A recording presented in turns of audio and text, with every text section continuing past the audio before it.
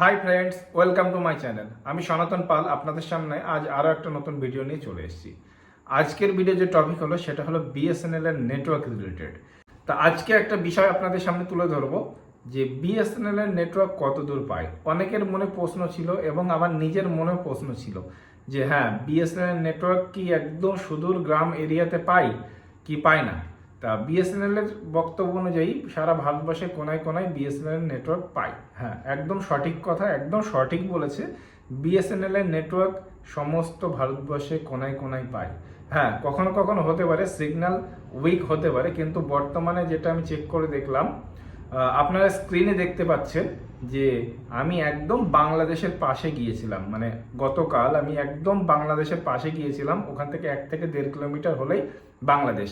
ওখানে আমি চেক করলাম বিএসএনএল এর নেটওয়ার্ক ওখানে ঠিকঠাক পাচ্ছে, কলিংয়ে কোনো অসুবিধা নেই, কিন্তু 2G ওখানে 3G পাচ্ছে না। আর একটা জায়গায় মানে ওখান দিয়ে ওই রাস্তা হয়ে আমি বাড়ি যখন ফিরছিলাম তখন ওখানে একটা স্টেশন ছিল, রেলওয়ে স্টেশন দেখতে পাচ্ছেন, নাম হলো বানপুর। বানপুর রেলওয়ে স্টেশন, যেটা নদিয়া ডিস্ট্রিক্টে অবস্থিত, কিন্তু একদম সুদূর গ্রাম এরিয়ায়। তা সেখানে কিন্তু বিএসএনএল এর 3G পাচ্ছিল। আমি আবারও বলবো, সেখানে কিন্তু বিএসএনএল এর 3G পাচ্ছিল, কোনো অসুবিধা হচ্ছিল না।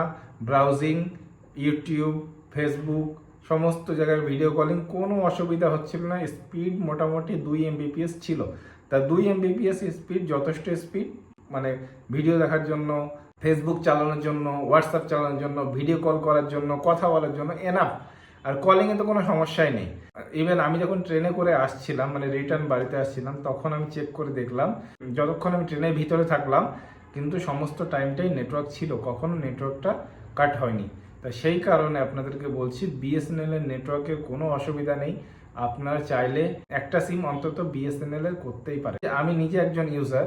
বিএসএনএল এর একটা সমস্যা এখন মাঝে মাঝে হচ্ছে, মাঝে মাঝে এটা হচ্ছে, কখনো 3G কেটে যাচ্ছে, কখনো আসছে, 2G পাচ্ছে, আসছে। খুব জোরে বৃষ্টি হওয়ার ফলে কিন্তু নেটওয়ার্কটা কখনো কখনো 3G থেকে ডাউন হয়ে 2G হয়ে যাচ্ছে। আরও কিছু সমস্যা হচ্ছে। আর একটা সমস্যা আছে, আমি যে এরিয়াতে বাস করি সেই এরিয়াতে ইলেকট্রিসিটি যদি চলে যায়, বিএসএনএল এর নেটওয়ার্ক কিন্তু সাময়িক চলে যাচ্ছে। এই সমস্যাগুলো কিন্তু বিএসএনএল এর ভিতরে আছে। আমি এমন নয় যে কোম্পানিকে বদনাম করছি, আমার এরকম কোনো ব্যাপার নেই যে বিএসএনএলকে আমি বদনাম করছি কি কোনো এরকম কোনো কিছু না। যেটা রিয়েলিটিতে, আমি যে এরিয়াতে থাকি সেই এরিয়াতে যদি কারেন্ট চলে যায়, বিএসএনএল নেটওয়ার্ক কিন্তু মানে চলে যাচ্ছে। এই একটা সমস্যা হচ্ছে। কখনো আমার মানে আমি যে এরিয়াতে বাস করি সেখানে কিন্তু 3G পাই না, কিন্তু হ্যাঁ, আমার বাড়ির থেকে 2 থেকে 3 কিলোমিটার গেলে 3G পাই। সেখানে কোনো অসুবিধা নেই, যথেষ্ট স্পিড আছে। তা সেটা খুব তাড়াতাড়ি আমাদের মানে আমি যে এরিয়াতে আছি সেটা খুব তাড়াতাড়ি 3G 4G-তে অ্যাভেলেবেল হয়ে যায়, যতটুকু খবর পাওয়া যাচ্ছে। তো সেই জন্য বলছি, আপনারাও চাইলে বিএসএনএল এর একটা সিম নিতেই পারেন সুদূর গ্রাম এরিয়াতে। যেটা আপনার নাম শুনেছেন গেদে, গেদে যে বর্ডার আছে, বাংলাদেশ বর্ডার, সেখানে কিন্তু বিএসএনএল এর নেটওয়ার্ক পাই, কোনো অসুবিধা হয় না। আমি নিজে ওখানে গিয়েছি, আজকে মানে গতকাল যাইনি, এর আগেও আমি গিয়েছি। সেখানে গিয়ে আমি চেক করে দেখেছি, হ্যাঁ, বিএসএনএল এর নেটওয়ার্ক ওখানে পেয়েছিল, তা কোনো অসুবিধা হয়নি। কিন্তু বর্তমানে বিএসএনএল এর 3Gও পাওয়া যাচ্ছে বার্নপুর স্টেশনে, কোনো অসুবিধা নেই।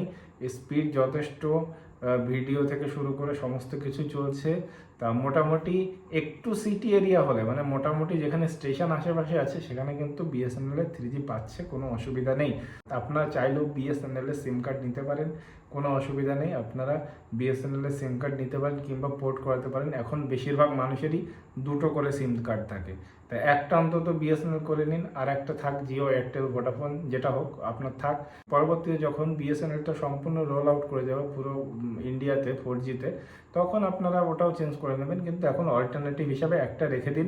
তাতে কি হবে, আপনাদের সুবিধা হবে, কাজের ক্ষেত্রে সুবিধা হবে। ইউপিআই এখন তো মোটামুটি প্রত্যেকের ফোনে ইউপিআই থাকে, সেক্ষেত্রে কিন্তু বিনা ইন্টারনেটে ইউপিআই করা একটু অসুবিধা হয়। তা সেই জন্য বলছি, আপনারা চাইলে অবশ্যই বিএসএনএল আসতে পারেন। বিএসএনএল এর নেটওয়ার্ক রিলেটেড মানে কলিংয়ের জন্য কোনো অসুবিধা নেই। ইন্টারনেটের স্পিড বলতে 3G এখনও চলছে, 4G সমস্ত জায়গায় চালু হয়নি। যেখানে যেখানে 4G চালু হয়েছে আমি সেখানে এখনও পর্যন্ত যাইনি, আপনাদের সাথে মিথ্যে কথা বলবো না, এখন আমি যাইনি, সেখানে গিয়ে আমি চেক করিনি।